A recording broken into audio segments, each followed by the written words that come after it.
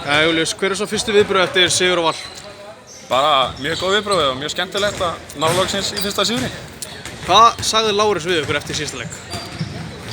Hann sagði að við ættum ekkert bara að vera, sætt okkur við það, við spilum góða leik og sættum okkur við það að tapa, og við ættum bara að reyna að vinna leikina en ekki að spila bara góða leiki. Hvað fannst þér ganga vel í dag?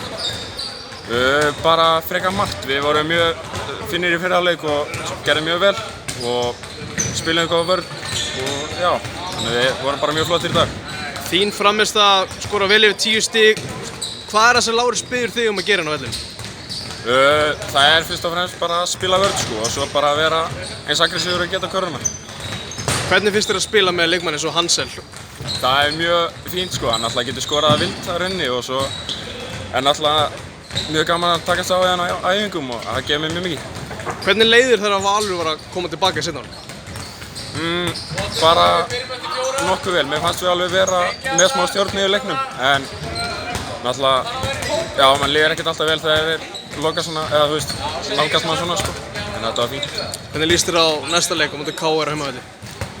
Bara vel, við getum alveg spila á vellið og bara eins og í seinustu 2 leikjum ætlum við að reyna að vinna á.